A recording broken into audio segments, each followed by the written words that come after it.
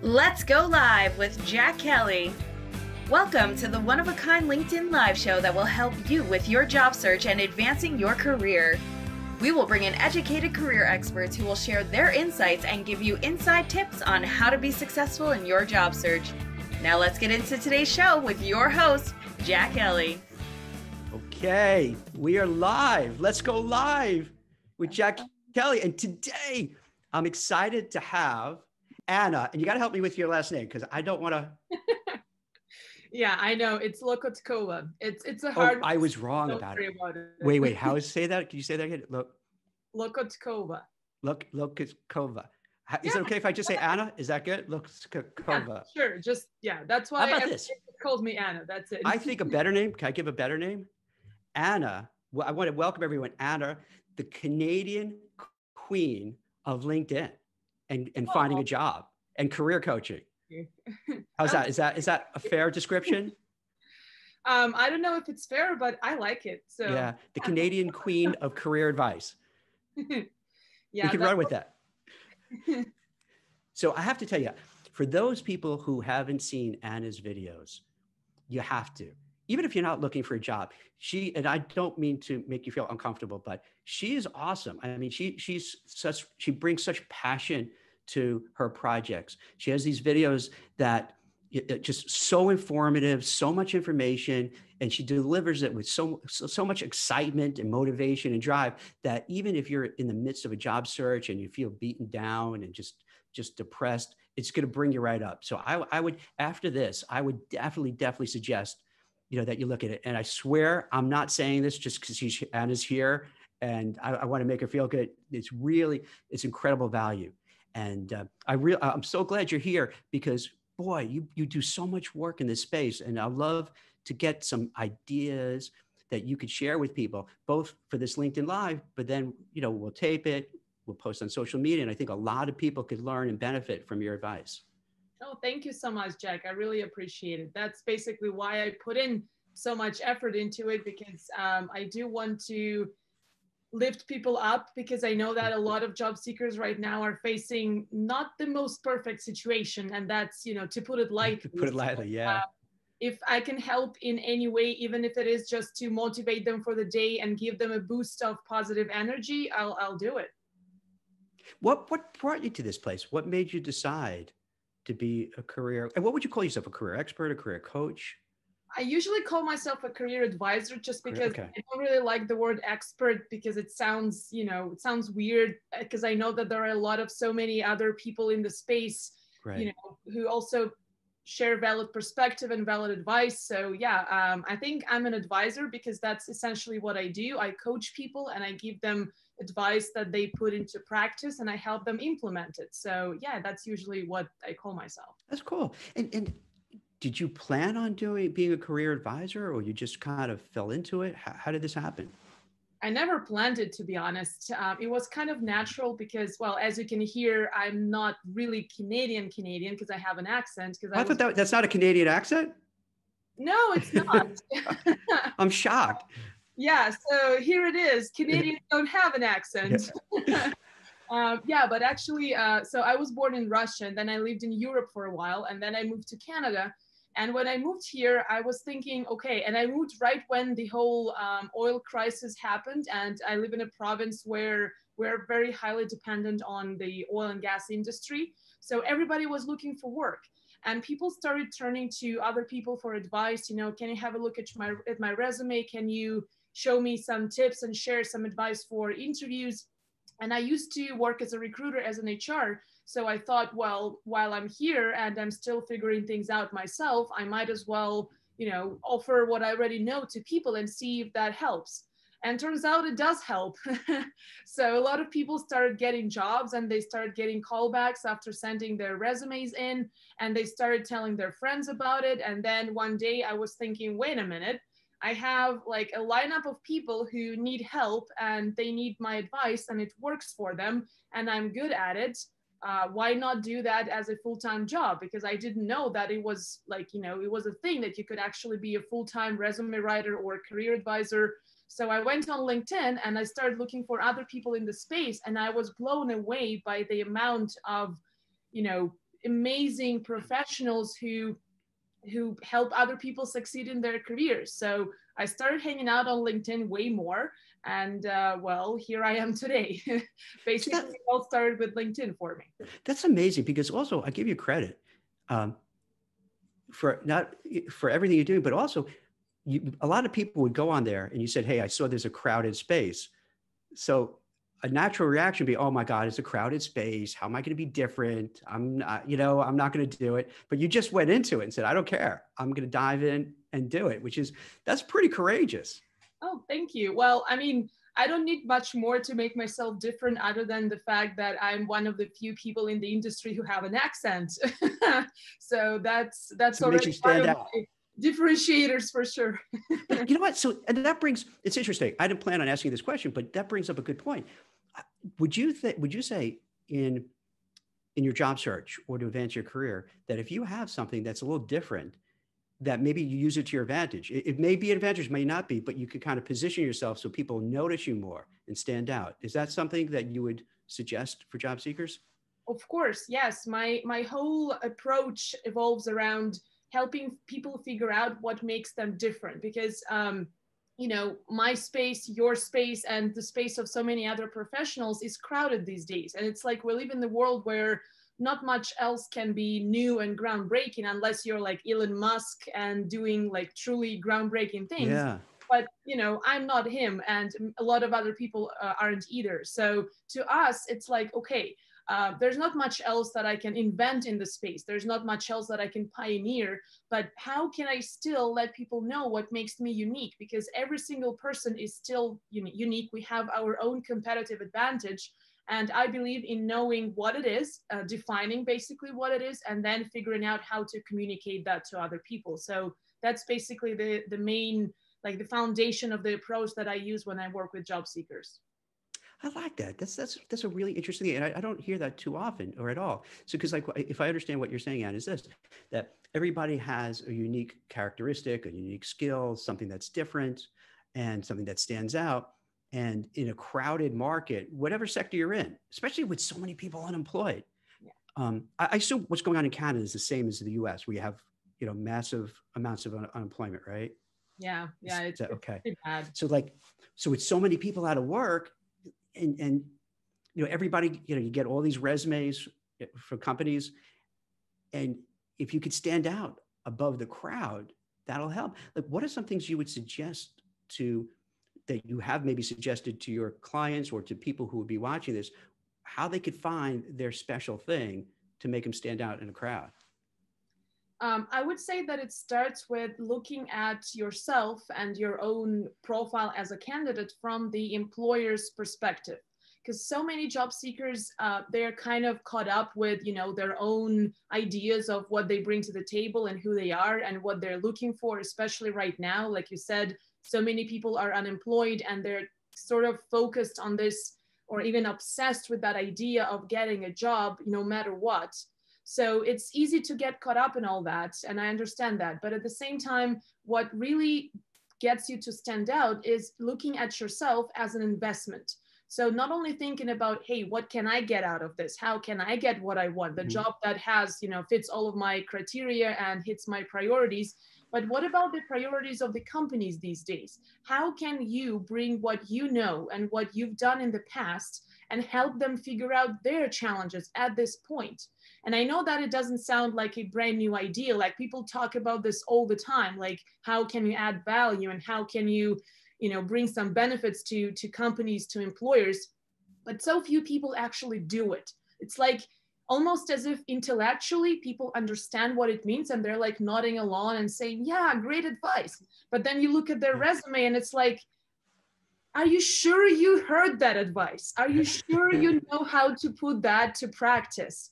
So I feel like there's this gap between like theoretical understanding of that piece of advice and then actually doing it. So that's where I come in and I help people to actually implement it.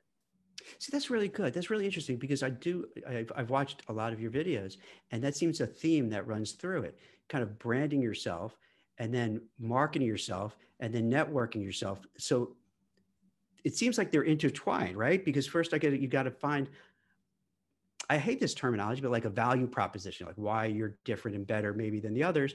And then you cultivate that brand.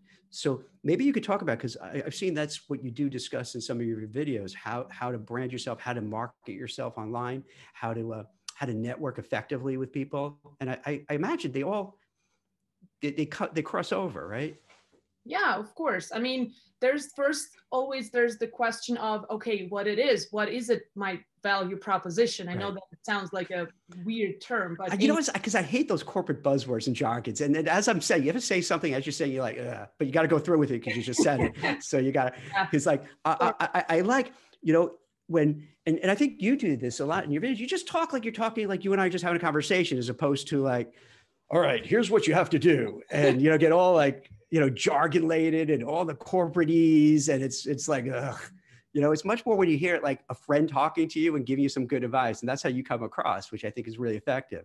Well, that's great to hear, because that's actually my goal, to, you know, break those things down into manageable and easily understandable items that people can just go ahead and do, rather than sit there and think, ooh, that sounds smart. I have no idea what you just said. I don't know what that means. What do I do? How do I do it? So like, how would you do it? So let's say you have somebody who maybe they've been laid off for, you know, 3 months, 6 months. They're really feeling bad about themselves. They lost their self-esteem. They're losing self-confidence. They're eating into their savings. And we've all seen this, and it's heartbreaking, and it's understandable, because it's after a while, you know, we're all human. So, you know, a day, a week, a month, 2 months, 3 months go by, you don't find a job, you're not getting leads, you're not getting called back, and it gets scary, you know, and you feel down on yourself. But then you have to kind of get the motivation to get up there, interview, network yourself. Like how can you help people, you know, come back, you know, like almost bring them back from the edge to reinvigorate them?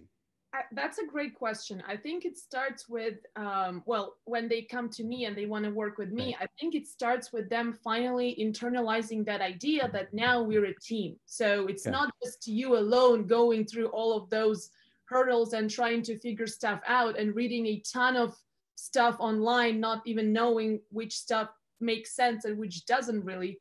And then we're working as a team. So here I am to help you figure those things out. And then it's kind of a part of the deal to go and implement it. And I'm going to help you do it. So we set certain KPIs, we set certain goals and targets. And so that's how the person kind of gets on their feet and starts doing something.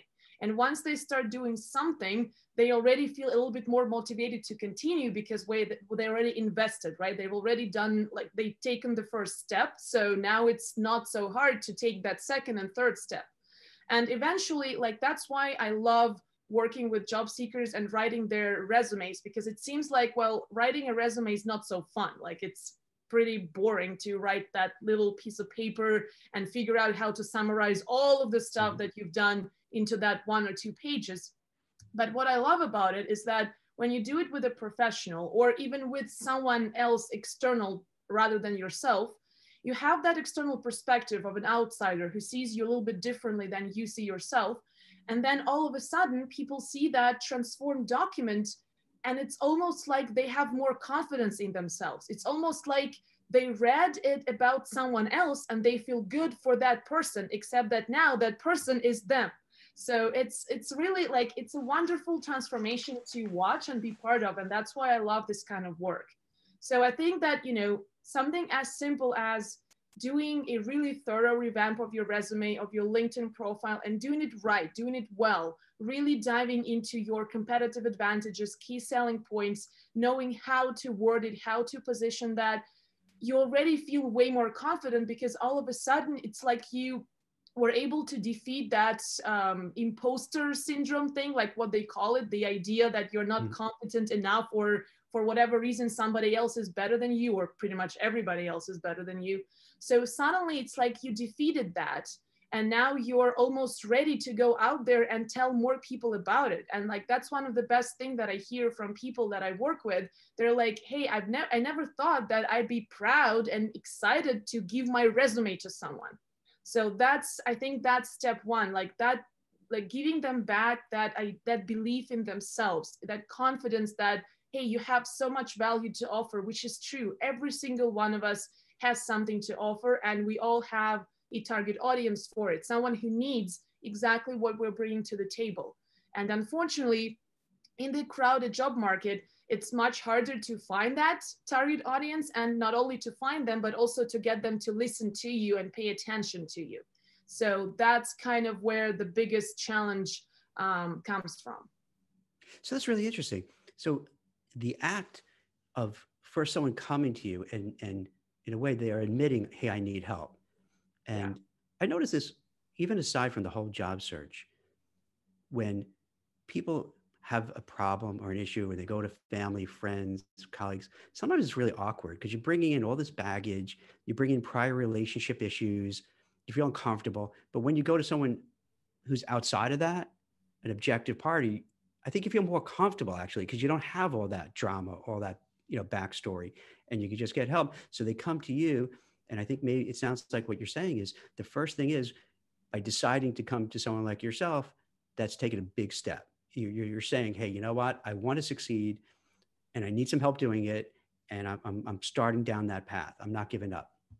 Yeah, then the resume, it reinforces that, hey, even though you didn't get a job in a few months and a lot of rejections, look how great you are. Look at all the awesome stuff you've done. Look at all your achievements. And then it starts building back their confidence.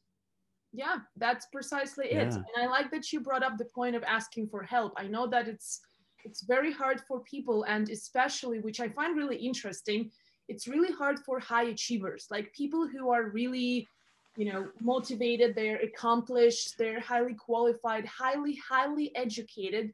And it's the hardest for them to admit that, hey, I don't know everything. Hey, I cannot do this all by myself. And I know that because I've been there. I was exactly like that before I started working with a coach as well.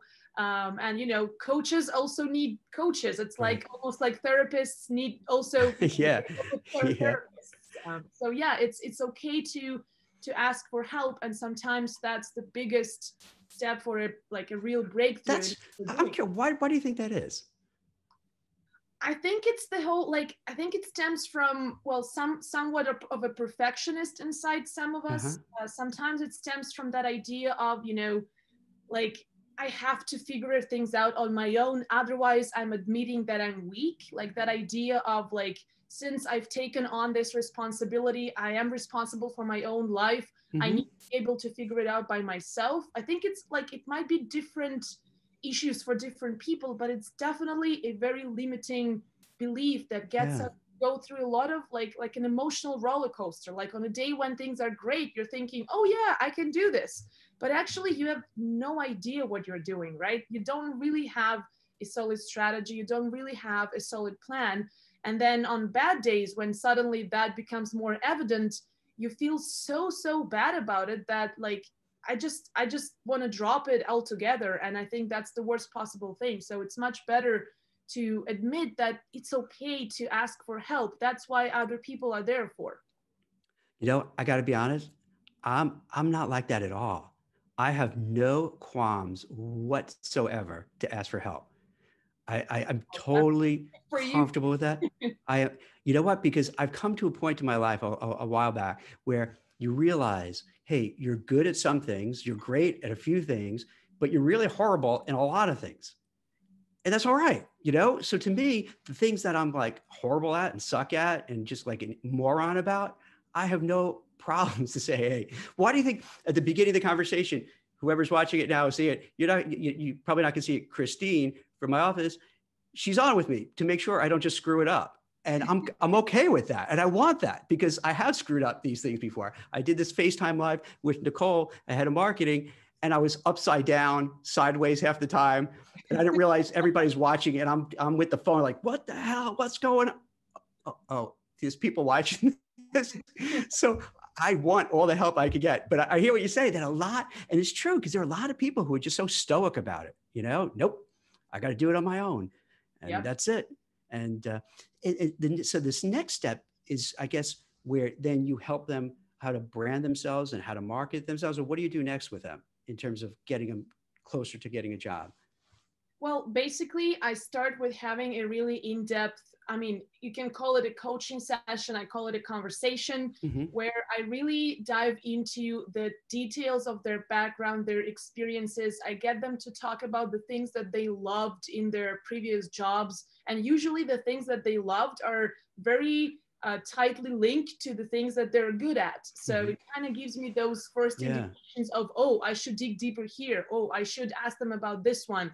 And they tell me about those projects and they share stories. So I don't ask them to fill out anything. They don't write anything themselves. And I just, you know, basically listen and or watch them in a video talking about those projects and stories. And then like after an hour of doing that, it becomes very clear what are the things that they are best at. So after that, we kind of wrap it up and we go, okay, so what are the key things that seem to be the common thread throughout your entire career history? Like, here's this. Clearly, there's been a common theme of, I don't know, communication. What does that look like? And we sort of go, like, we nail down those key selling points and we start looking for what's the social proof of that, right? What are some of the outcomes, the results, the reviews that you might have heard from other people that are, you know, that indicate and back up those things that we know you're strong at. And somehow, even after doing that seemingly simple exercise, people all of a sudden go, wait, I've never thought of it this way. Maybe that's what I should have, you know, talked about in my last interview where I didn't get a job offer. So kind of bring that clarity about who you are and really understanding that because clearly every single person has a lot to offer. We're not just one thing or not two things, we're a lot of things. And especially when it comes to people who have worked in many industries or potentially have had a couple different careers in their lifetime. So clearly it's hard to say I'm this, but at the same time, you cannot say I'm everything. You have to somehow have some focus. So that's how I help them. I help them find that focus and figure out a way, okay, now that we know that this is what we want to get across to people, what's the best way? What's the clearest way that gets them to go, yeah, I get it. After reading one sentence, I get what you do. I get what you have to offer. And then you can elaborate afterwards, but making that very like crystal clear first impression. I think that's the most important thing that helps you cut through the noise. It seems like going through steps. You know, for the first step, they're reaching out to you, you're getting to know them, you're getting to know what they're good at, you're helping with their resume, they feel confident about the resume, you help them kind of define what they're good at, what they want to do, which makes them feel more empowered. So it's almost like you kind of keep moving the ball forward with these folks. Yeah, that's sort of what it is. So like, to be honest with you, I don't even focus on the whole confidence element. Like I don't coach them. Like I'm not a therapist to help them figure out where that confidence needs to come from, but it almost like it builds up organically. So that's when, you know, and sometimes even I'm surprised because like, I'm like, hey, wait a minute, did I actually work on this? No, I didn't. But, but for whatever reason, like that whole process makes people feel empowered. And I like it. I like the fact that it doesn't come from me telling them, hey, you know, get empowered. But it comes from just working with facts, because a lot of the times it's like, hey, stop focusing on that, let's look into this, look here. And when they look there, when they move, like they shift their mindset, they shift their focus, it almost like that confidence, it comes back by itself. And I like the fact that it's very organic, because I wouldn't you know, say that that's me giving it to them. No, it's them bringing what they already have, they're just bringing that back. And that's great. And I received a bunch of questions beforehand from people about, you know, that I know, you know, let them know you're going to be on here. And this follows kind of naturally to the next step. So if someone's going to go out there, and a lot of times I'll say, hey, I know I have to network, but I'm really uncomfortable with it. It's kind of icky. I know I have to get on LinkedIn and market myself, but I'm afraid to say something like goofy or no one's going to say anything. I'd imagine that's another part of what you would do in the process, right? To help people kind of work on networking, helping on kind of branding themselves on LinkedIn. Is that part of the help? That is definitely part of it, because I would never let someone go with, you know, just a resume and not even an action plan of what they're doing next. Because it's not only, okay, so you have a great resume or even you have a great LinkedIn profile. So what? If nobody sees it, if you don't get people's eyes on it, what's the point? Like, what's the purpose of having it otherwise? So yeah, like that's one of the favorite parts of the, like, to me personally, of the whole process, is to get people to understand, okay, now you have the tools, but those are just tools. They are not key to landing a job. It's actually what you do with those instruments or how you put them to use that gets you the results. So networking is definitely part of it. And I do coach people through, you know, how do you message people on LinkedIn? Who are those people that you need to message? So we create target lists. We work on like tracking your networking progress and that sort of thing. And I guess that question jumped ahead a little bit, because I like that you said that you put together a plan. So I guess for everybody, it's going to be a little different. When you say a plan of action, what generally speaking, what would that usually entail? That would entail their job search strategy, essentially. Mm-hmm. So the main things that they're going to be focusing on. For some people, especially for the people who are very shy and don't feel comfortable to do active networking, we usually start with kind of organically growing their networks. So we identify a list of people that they already know that they need to maybe catch up with. So they haven't spoken with them in a while, but there is some initial contact already. So it's not like 100% cold connections. And we start from there and we figure out, okay, how can we get from those people to the companies where you want to work with? So having your target in mind and building that, you know, bridge of connections to get you to connect with the people who work at those companies. That's basically the most, it's not the fastest way, obviously, but it's the one that has, it's the least challenging, so to speak, because it doesn't involve that 100% cold outreach. But with some people, that's also part of it. So for some people, it's a combination. Sometimes it's not only, you know, reconnecting with the people you already know, but it's sometimes 100% reaching out cold. And that's okay too. But then they need a plan of how to do that. They need to understand the things that they need, you know, shouldn't do, not to scare those people off, or not to make the wrong kind of impression, or not to overwhelm somebody with an ask as in, hey, help me get a job. And then, oops, surprise, nobody's getting back to me.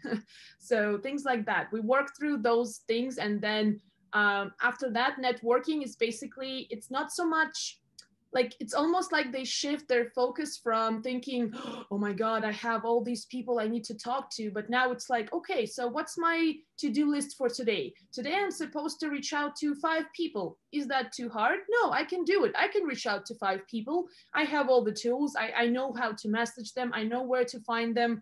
Let's just do it.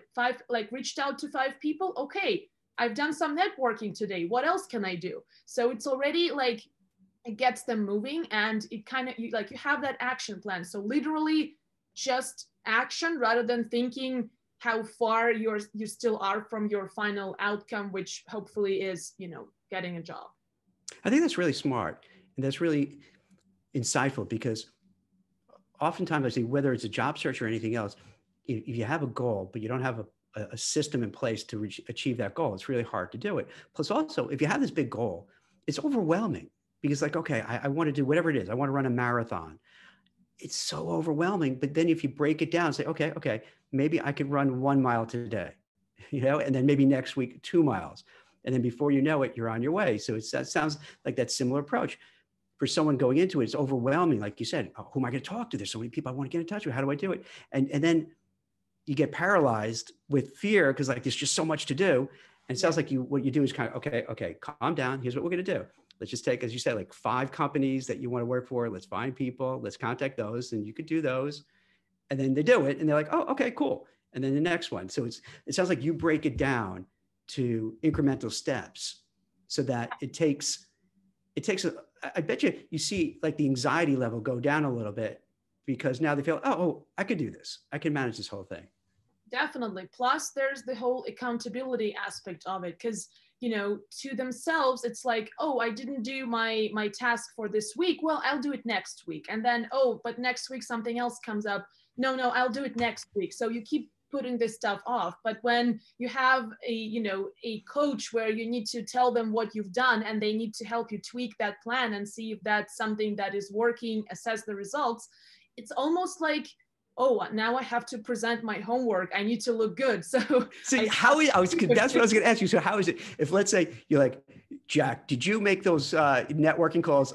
No. So how are you as a coach advisor when that happens? How do you, like, if they didn't do it, are you like, you got to do it? Or what do you say to them? Yeah, I don't give out penalties or anything, Yeah. but yeah, like in the beginning of this whole process, I kind of have a very honest conversation with the person, and I figure out what their main motivator is. Because for some people, like when you ask them what motivates them, they would tell you, you know what, it's the competitive aspect. I want to know that I'm better than someone, or I want to know that I'm at least on par with like other people.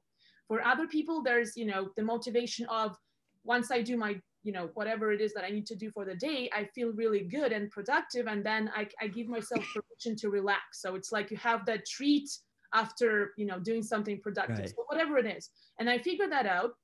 And then we set up a way to use that motivator. So essentially, like, I was working with one lady and she had exactly that thing where she's like, you know what, I'm motivated by doing, like, rewarding myself for what I've done. But unless I've done something, I don't feel okay rewarding, because, well, what am I rewarding myself for? I haven't done anything.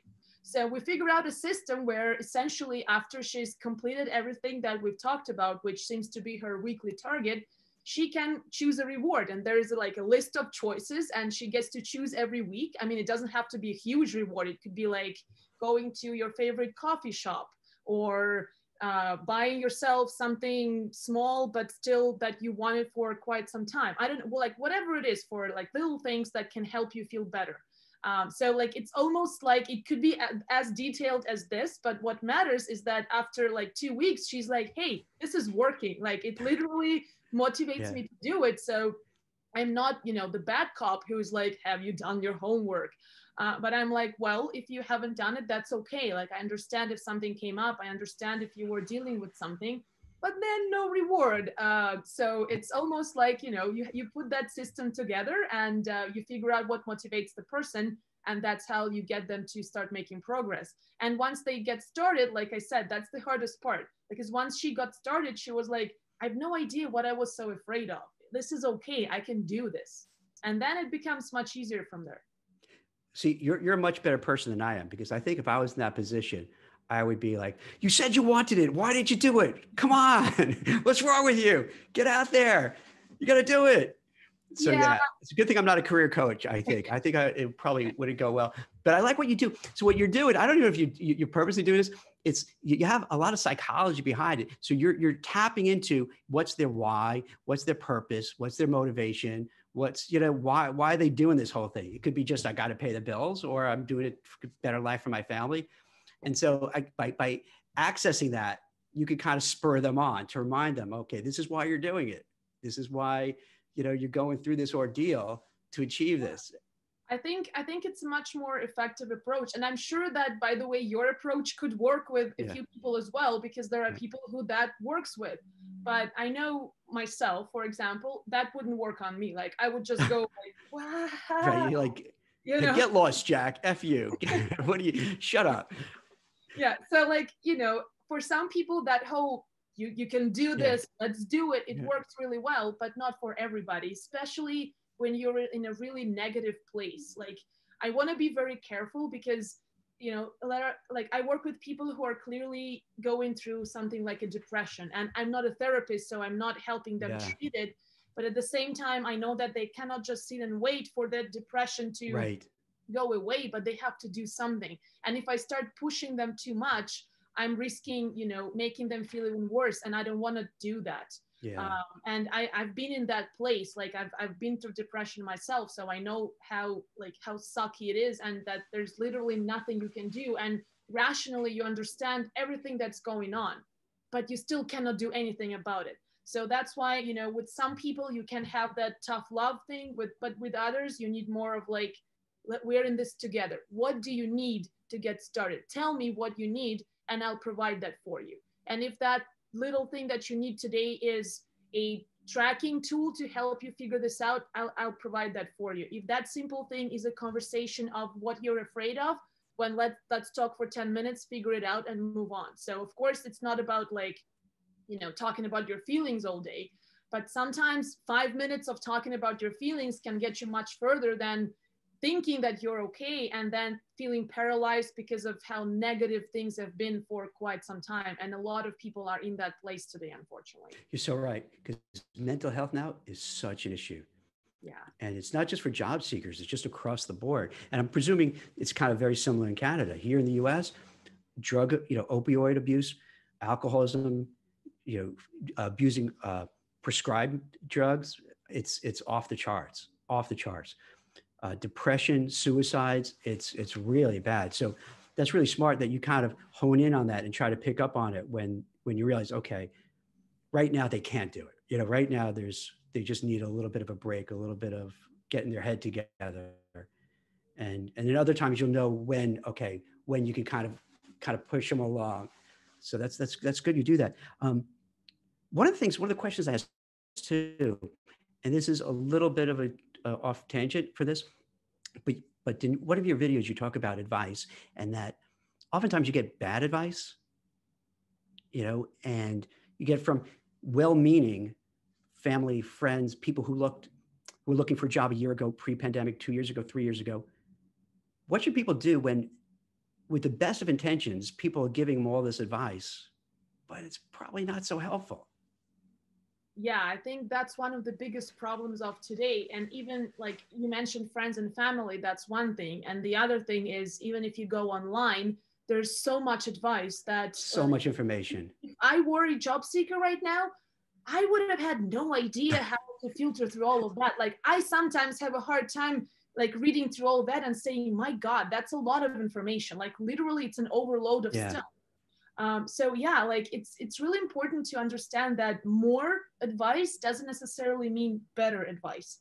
And my rule of thumb, like that I use myself, is I wouldn't take advice from a person that I don't want to become who they are today in a year or however long. So if I don't want to be in that place where they are, then maybe their advice is not best for me. And I know that, that might work with friends and family, but essentially what I like to do is if we're talking about advice online, for example, I would find, 3 or 5 people that I can really trust based on their brand, based on how they behave. Like if I watch them on a live webinar or something, or I watch them in a conversation like we're having, and I'm thinking, wow, that person really knows their stuff and they seem authentic, they seem to really care, and I can trust them, then I would simply follow those few people, not 100 people, but like 3 to 5. And I would just follow those recommendations and find the advice that truly resonates with me. Because at the end of the day, it's really hard to act on something that you yourself don't believe in. Like if you were to tell me to do something and I'm like, you know what, Jack, I don't know if that's going to work at all. Like imagine how motivated I would be to actually do what you told me. Like that would be no use to anybody. So it's like, I think it's important to know that like that advice that you're acting on, it needs to somehow resonate with you. And if it doesn't, maybe that's not the right advice, and that's okay. Like it's okay to experiment. It's okay to try a few things, and it's okay to see that something isn't working, but something is. And then you hone in on the things that are working, not based on your gut feeling, but based on the actual results that you're seeing. Because there's also a big difference. I'm feeling like nobody's getting back to me. And then you're like, wait a minute, how many messages have you sent? 3. How many people have gotten back to you? 1. Wait up, that's 1/3, response rate. That's not too bad. So paying attention to actual data, actual results that you're getting. And then what seems to be working, well, do more of that rather than, trying to focus on everything, which essentially means focusing on nothing. That makes a lot of sense. And I like about the data points, because it's easy. What I notice with people, they focus more on the things that go wrong than the positive things. And they dwell on, I was ghosted, I didn't get feedback, I didn't get any constructive criticism, they canceled my interview. And these are all real things, and they suck, and it's horrible, and it's terrible that they do to people. But then they don't count the victories, right? So if you get that one good content, contact, that's a victory. Like, all right, I made this great contact at a company I love to work with. Now, maybe it could turn into something, maybe not, but you should celebrate it. But do you notice that like that part gets lost, but they just keep people focus on that, on all the bad stuff that happened. That happens all over the place. And there's even, I think there's even some kind of a formal concept in psychology where, you know, like when you think about people who do lotteries or they go to casinos and they play, like a win does not feel as good as the loss, as we feels feel bad. bad Yes. about the loss, right? Yes. That's a thing. I don't know what it's called. It's this total thing. Right. It's so interesting how that plays into all this stuff, you know, because for me as a recruiter, I've been recruiting for 20 plus years. And what I found out early on, a lot of things are numbers games. And it holds to so many things in life and job search, is that it's the law of large number. If you keep trying, eventually something's going to happen. You know, if you call 10 people, if I would call 10 people for a job I'm recruiting for, 2 people sounds really interested. 2 people say, Jack, that's the worst job, worst company. You're crazy. No one's gonna ever work there. I'm like, okay. And when that first happened, I was like, oh my God, this is the worst company. What's wrong? Because I didn't know any better. And then in the middle, it's a little bit of both. So then I kind of realized, all right, so if I keep calling every 10 people, chances I'll get 1 or 2 who might be interested, 2 or 3 who are gonna be like, get lost, leave me alone. And then a little bit in between. So if you catch a little bit of the in between and they go your way, it adds up. So the same thing with a job search. The numbers could be skewed, but the more, you know, shots you take, the better chances you have. But the more you do, the more you're not going to score. It's just going to happen. But if you keep doing it, it just eventually it kicks in. Eventually it works.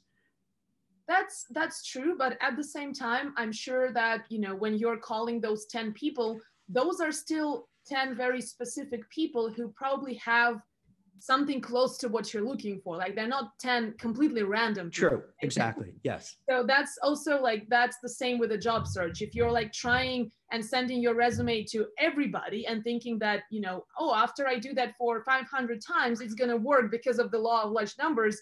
Well, no, it may not work from there. So it's still, you know, you need to have a focus, but within that focus, yes, within that focus, there is definitely an element of, if you keep doing it enough, something is going to happen. But still, you need to kind of be somewhat smart about it. And when you see that, ooh, this seems to be working, do more of that, right? So invest more effort into the approach that is yielding more result or better quality result. That's a great clarification, because you're right. Because I do notice, because it's so easy to send a resume now. Yeah. You know, you go on LinkedIn and you hit that easy apply, you know, just boop, boop, boop, boop. You can hit a bunch of them, you know, all the job aggregators. So it's like, why not? But then you get discouraged, you're not getting back, but then a lot of times they're not getting back because you didn't do what you just said. Find the ones that you're really good at and that you have a better chance of making that happen. So it's an interesting dynamic. There's another thing that you talked about too, is that I guess people sometimes will make, I don't want to say make excuses, but say, hey, this is not the right time, let me wait. And I've heard this from a lot of folks during the pandemic. Oh, I'll wait till the holidays are over. Oh, I'll wait for the election to be over. I'll wait for this. But I think you're an advocate of there's not, I don't want to say, what do you say to people who just kind of put off looking for a search? Anytime that I hear that, I'm asking them, you know, what is it that's supposed to happen that is going to make things better? If you think that it's the end of the election, like, okay, so what's going to happen when the election ends? Are companies going to start hiring more people because the election's over? Are they going to hire more people because they're celebrating that the right candidate won? Like, what's going to happen? Nothing. They are going to be doing the exact same thing, except that now there's maybe a little bit more certainty in the political aspect of things, but their business is still their business and they're still operating as usual. Same with the holidays. Okay, so everybody took a few days off and spent some time with their family, but maybe that's the perfect time to catch up with some folks who you haven't talked to in a while and let them know that you're looking. And instead of, you know, waiting for them to get busy all over again in January, why not do that over Christmas when they have a little bit more time, they feel a little bit more at ease, and they're like, yeah, sure, I have 10 minutes to chat with you over Zoom or over the phone or something, or even, you know, texting and messaging each other. So there's really no better time ever. And especially right now, I feel like this year has shown us that we keep waiting for something, right? We keep waiting that, well, one more month of lockdown and things will be good, or one more week of this and things will be good. And then 1 week passes and what? We're still in the exact same place, and 10 other things can happen in a week. So there is really no point in waiting. And I say that honestly to the people who are thinking that right now is the worst possible time to switch careers. Like, no, there, like tomorrow we might have another epidemic and that time might be even worse than today. So give it a shot and give it a try. And if it doesn't work out, and then but you can figure something out as you go. At least you know that you're trying. And to me and to so many other people, I know that it's much better to say, hey, you know what? I know I did my best. I tried, rather than waiting for something and then realizing that now the time is even worse than before because you waited too long. So yeah, I think that's something that is kind of that, and again, another limiting belief that people have, that it's the timing. It's never the timing. You just act now and see what happens. Yeah, I agree with you so much, because I could give you some real life, stories in that. I've spoken to so many people who pre-COVID were laid off, because it always happens, natural cause of things. So let's say they were laid off in December or before that. And then they would say, I figure it was December. I've been working. And I guarantee you probably hear this story all the same time. I've been working since I was in high school, and after college, I'm working. So I figured, hey, let me take off the holidays and just spend time with my family, which sounds very reasonable and relaxed. Then you go into the new year. And in my experience, the new year, everyone thinks the light switch goes on, everything starts rocking. Now, it takes a while to everyone to kind of figure out what they're going to do. So then it hits January. All right, nothing much happens. And then before you know it, you're into COVID and you're like, oh my gosh, now, I got hit and this is terrible. And now you're all demoralized. Whereas if maybe they would have started like right away, they could have kind of got in right before, the gate shut. So to your point, yeah, it makes sense, because you might think it's not great now, but like you pointed out, there could be another wave and this could be worse. So you might as well do it now and get started. And why wait? It doesn't make sense. Just jump into it.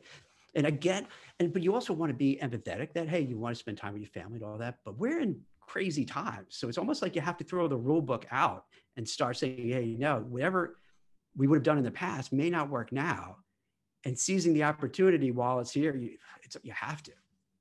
Yeah, and it's okay to spend some time with your family. Like, I totally get it, especially if, for many years you've been working at a job that had you left with very little free time. Like, you might be craving that to compensate for it, and that's okay. And that's why when you have a system in place, like the things that we were talking about earlier, right? When you have that system in place, you can adjust, right? You can see, okay, so maybe in the first week after I got laid off, maybe I do take some time to spend with my family, but still every day, maybe I spend 1 hour on my job search, like 1 hour. Exactly. That's not much. Then you have the other 23 to do whatever you want, but you did spend 1 hour. And in that 1 hour, you may have messaged a few people. You may have started, tweaking your LinkedIn profile or whatever it is, or you may have found a few interesting job opportunities to work on tomorrow. That's already something. So it's not like, jump into it and then, forget about everything else that goes on in life. No, just adjust, figure out what is the time per day that you have available, and adjust your system or your plan in a way that you can still make that time. And once you have a little bit more, you have 2 hours every day available for that. Great. Then you add on a little few more to-do items, and then you start, working a little bit harder on it. And the next thing you know, after 2 weeks, you look at your progress and you're like, whoa, even 1 hour per day makes such a big difference. Yeah, and that holds to everything if you think about it, right? Whatever you want to do, if you just put aside a little time every day, before you know it, you'll be pretty good at it. So that's good advice. Yeah. That's how I went through like a website update. I'm like, I've been putting it off for so long. And then I was like, you know what? I have to take my own freaking advice. How funny is that, right? Where you give advice to others and then in your heart, like, I should be doing it myself. And why aren't I taking my own advice? And then finally you do it. You're like, all right, I got to do it. Yeah, and then it does work. Like, you do little things. Like, literally, I started with 30 minutes a day. I was like, okay, I have 30 minutes a day to work on this. And then what do you know? I found more time for it, and I got it done. So yeah. Now, I had a bunch of questions, but I could kind of cue them up together and paraphrase it. So you do a lot of, offer a lot of advice about LinkedIn. And a lot of the questions really deal with how do you get started? People, if you notice, there's just a small amount of people who do put a lot of the content on there. And the people who really should be on there, communicating, getting seen, are a little nervous to do so, embarrassed to do so. What's like the baby steps they could take to get on there, to get noticed, so recruiters could find them, hiring managers could find them, HR people could find them, people who just want to help out can notice them? Are there certain things that they could kind of just get started and then build up a little confidence, just like you described with all the other processes you've done, and build up that strength and just move forward? I think the first baby step is start commenting on other people's stuff on LinkedIn. So if you're scrolling through your newsfeed and you stop scrolling to read through that post, instead of thinking to yourself, oh, that was good, I liked it, and moving on, well, let people know that, hey, I was here and I liked it, and I think here's 5 other people tagging them who might find value in this post. That's a very, very simple step that will take you literally 30 seconds or 1 minute. But at the same time, it teaches you the habit of, stop lurking on LinkedIn and start showing up for other people.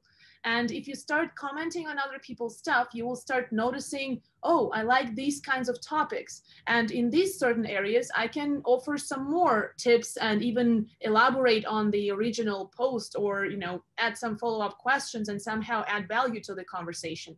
That's a really good baby step for networking even, because, like a lot of people, when they think of networking, they immediately go to, oh, I have to message people on LinkedIn. So I have to put together a note that is not too pushy, that is not too this or too that. Before messaging anybody, you can actually talk to them in the comment section. Like if they asked a question to someone else's post, answer that question or contribute to that discussion. So start that conversation there, so that by the time you need to message that person, they already have seen your face somewhere. So they're like, wait, I know this guy or this lady. Let me see how, where we connected before. So that's a really easy step to take, and it gets you to warm up those connections very quickly. It gets you to start writing on LinkedIn, which trains your whole writing skill altogether, which is good. And then next thing you know, you might even feel, oh, so after commenting for a few weeks and I read so many cool posts, I actually have something to say. And then you can create your own post. So it kind of gives you that natural introduction to being more active on LinkedIn. That's great. That's great. Because that's you could put into place, especially the first step, liking something. Okay, that's an easy first step. Then making a little comment and building up from there, and then giving your own content, branding yourself there. Are there some other tips that you give for people, like do's and don'ts on LinkedIn, that like some things that people do that drive you crazy, and others that you're like, wow, that's so great to do? I think the great to do one is when people personalize their request when they invite me to connect. I love when people take, and I know that it doesn't take them too long because I do the same thing. It takes me like a minute to put together like a decent connection request note. But it makes it so much easier to connect with those people. It makes me want to continue a conversation with them. It even makes me want to help them, with anything. So that makes life so much easier. And then you have those generic connection requests like, hey, I'd like to add you to my LinkedIn network, and I'd like to network, and I'm like, okay, why are we networking? What are we doing here? So that is definitely one of my biggest pet peeves on LinkedIn. So yeah, if to anyone who's watching this, take 30 seconds to 1 minute to personalize that connection request. Let the person know what you found interesting about them, or why you're reaching out, or ask them a question right away that is very simple to answer, but make them feel at ease with the whole connection thing, and make them want to have a conversation with you. That's great. Hey, I didn't realize we're almost at an hour. It went quick. You gave so much great information. Is there anything that I didn't ask you that you feel that, hey, Jack, why did you bring this up? Anything that you'd like to share with people that I missed? Well, I love this conversation. I don't think that we missed anything, but if there was one other thing that Okay. I thought might be worth bringing up is that, you know, we talked about activity on LinkedIn and we're like, hey, be active, like stuff, comment on stuff.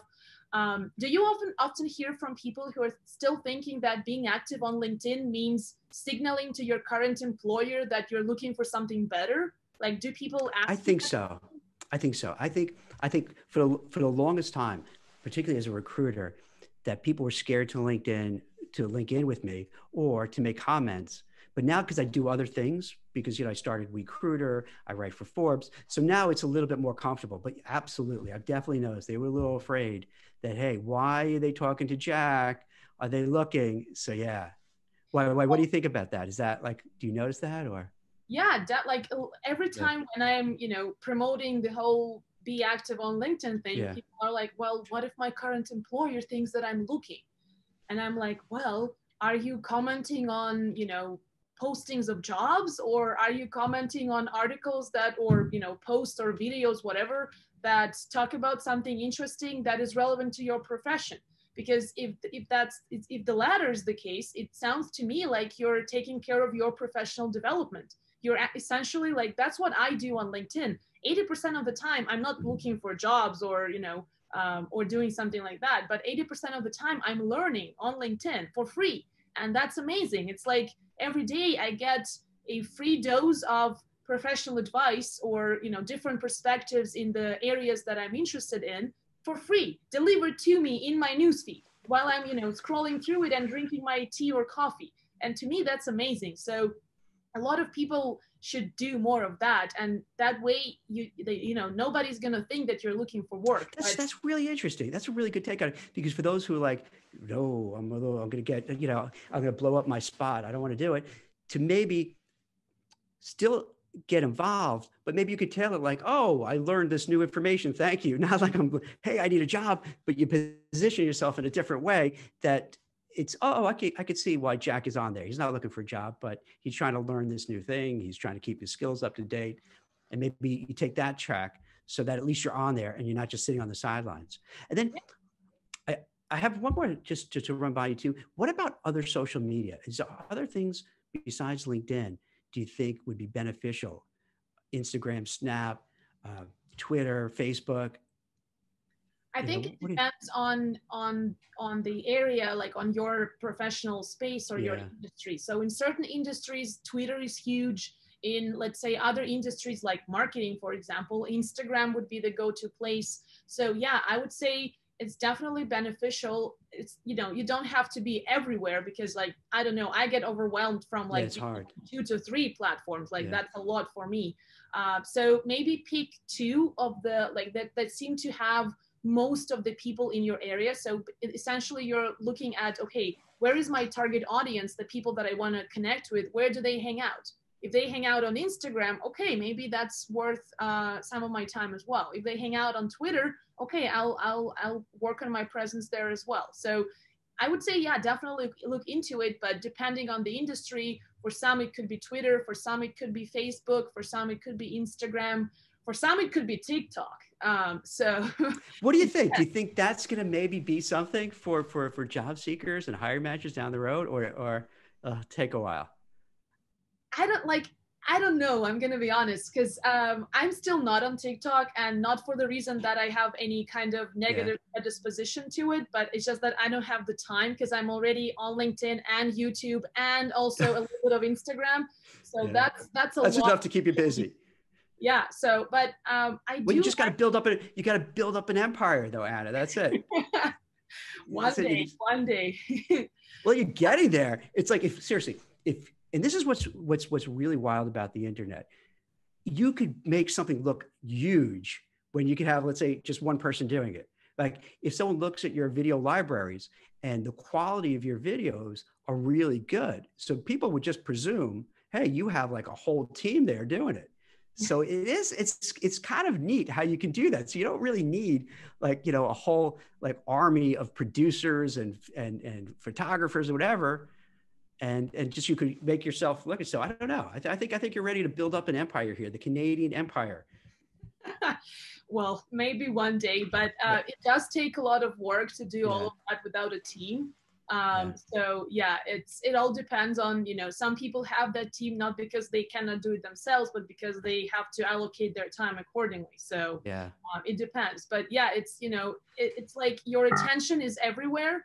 It's like you want to be on here, you want to be on this platform, you want to be on here.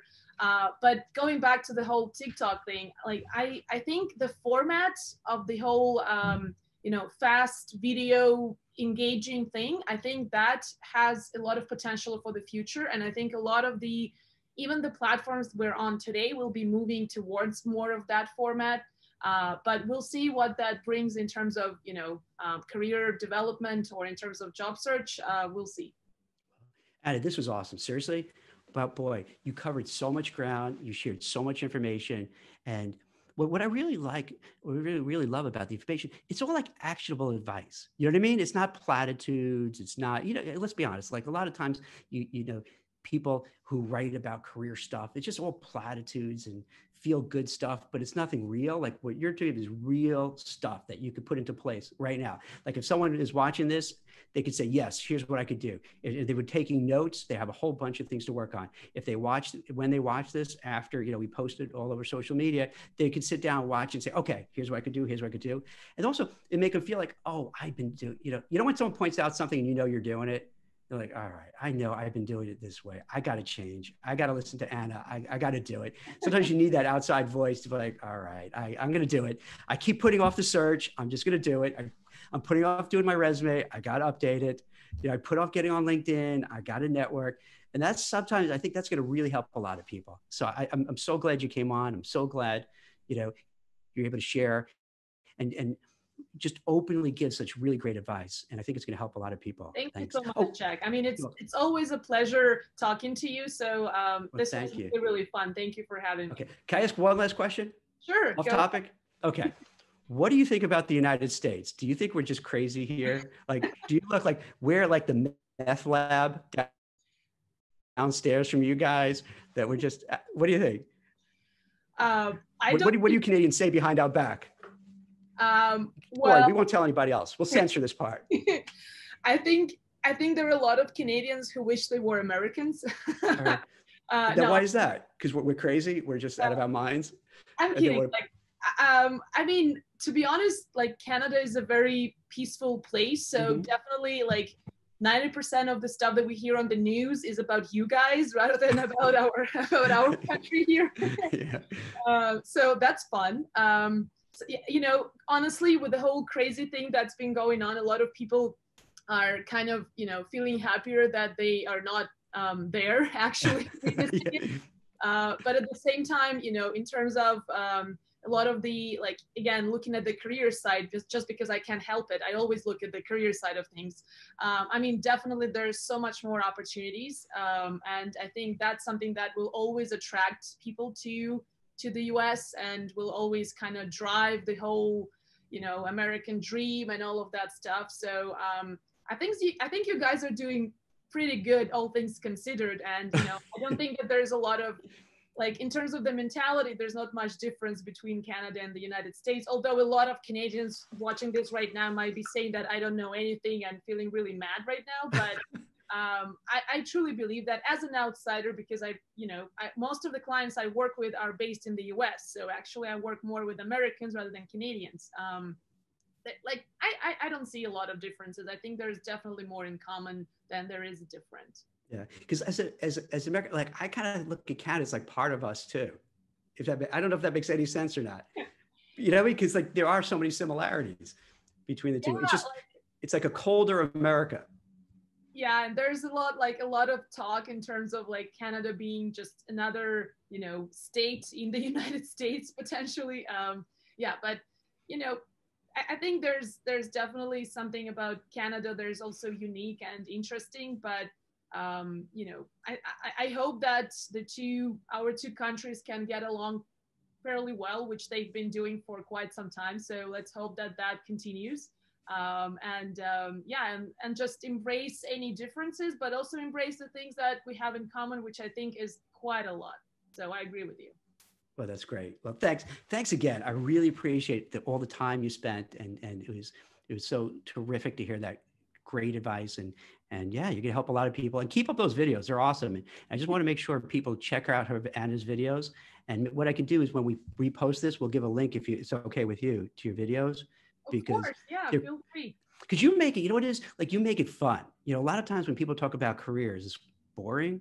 You got to make it fun and interesting. So I think people will love it. So this is great. So this way it introduces you to them, who is, you know, so many people know you already, but you know, you could always have more people who could watch and get help. So thanks so much, Anna. Yeah, thank you so much, Jack. It's been a pleasure as always. My pleasure. Thanks.